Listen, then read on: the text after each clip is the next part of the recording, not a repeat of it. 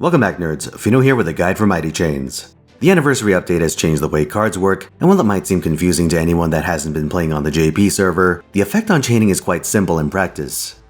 There are two that matter in the overwhelming majority of situations. You just need to decide whether your priority is generating charge or generating pain.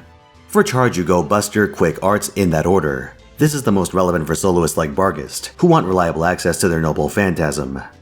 This comes with a caveat that, for pure charge gain, a triple arts chain is going to give you more overall, but that's assuming you can form one in the first place. I'll get back to that. For pain, you go Quick, Arts, and then finish with a Buster card. This is going to be your bread and butter going forward. Not only do most attackers want this for their cash out turns, but even if you draw a hand of random garbage across multiple servants, you can still push damage by forming a QAB chain. That's the Ultra TLDR, and if you remember these two combos, you'll know 90% of what you're going to need. Now let's talk about the why, which will help us understand the remaining 10%. The Mighty Chain update changed, among other things, the way starter bonuses work. The idea is that you get one bonus for starting a chain with a specific card type, and a separate bonus depending on where in the chain a specific card is. That's why, pre-update, starting and ending your chains with a Buster card was optimal for damage. Individual card power caps out in the third slot, but you also wanted the Buster starter bonus, which was damage across the board. What they changed with Mighty Chains was that, if you assemble all three card types in your chain, you get every starter bonus at the same time. This makes it so that you only have to worry about the position bonus. That's why, in the Pain chain, you start with a Quick card and end with a Buster card. That's because, looking under the hood, Quick cards have the lowest base damage while Buster cards have the highest. You put the Buster third to maximize that effect. One thing I haven't mentioned yet is that they changed the Quick starter bonus. Now it gives a flat 20% chance for all your cards to crit. This is in addition to whatever crit chance they already had, so an 80% card becomes a 100% card, and your random garbage 30% cards become 50% cards. This translates into a dramatic increase in your overall damage from additional crits. It's also worth noting that, if you can form a Mighty Chain using only a single servant's cards, it turns into a Mighty Brave chain, giving the extra card those bonuses as well. Highly desirable for your main attacker, and highly exploitable for soloists. Incorporating noble phantasms into your chains also requires a bit of consideration. NPs can give chain bonuses, but they don't receive any benefit from them. Because of this, you should always put them at the start of your Mighty Chain. If you're unable to form a Mighty Chain, traditional rules apply. You should revert to the Buster Sandwich for damage. And if you're chaining multiple NPs, then your overcharge effects take priority over any other concern. Another sticky issue involves non-Mighty Brave chains. My stance on this is that, if you can form a Brave chain with your main attacker, you should, even if this results in a non-Mighty chain.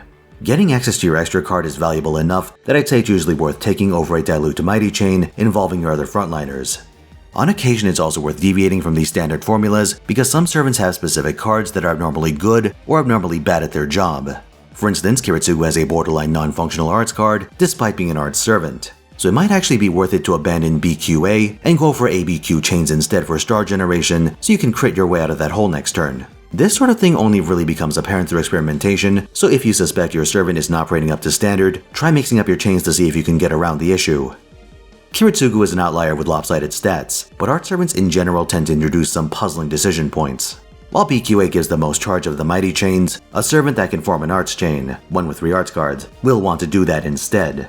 The flat 20% charge is a lot of value, even more so if you're running multiple frontliners with relevant noble phantasms like Castoria. You get another decision point if one of those arts cards is a noble phantasm itself. Let's say you're making an arts brave chain, so the decision making is confined to a single servant. Using your NP requires you to be at 100% charge and drains all of it. So in effect, you don't get the benefit of that 20% charge. The only scenario where you could was if you were at 180% charge or 280% charge, in which case you could trigger an additional overcharge level. But either way, you end up at 0. In this circumstance, you have to figure out whether you can loop off those 2 remaining arts cards. If you can, because you're running on Castoria steroids or something, it's worth doing.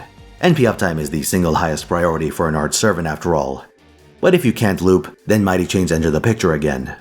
You can make an NP-BQ chain for stars or NP-QB for damage instead. This will position you to get more value from your next set of cards or push a boss's phase. For a final consideration, I asked around on my Discord server for a sanity check while I was writing this, and Rio Emerald vouched for QBA chains as a hybrid of charge generation and damage. And I think this makes sense. Charge amounts past 100% generally aren't necessary, so there are going to be situations where you can shift that additional value onto damage instead. The takeaway is this. I recommended BQA and QAB first and foremost because, if you're trying to get used to the new chain mechanics, remembering 2 combos is a lot easier than remembering all these underlying mechanics. But Mighty Chains do enable a much greater degree of flexibility than we had previously, and you have the ability to change your tactics on the fly. So as you run through the motions, you'll have the opportunity to consider your card RNG, damage ranges, relevant buffs, and the quirks of your particular servant. There's room for sophistication if you're looking for it. From this baseline that I laid out, do some experimentation and find out what works for you. Thanks for watching. Like if you found this video useful, subscribe for more, and come on to twitch.tv/Finotaisen where I stream every weekend, 3 p.m. Pacific time, Friday through Sunday.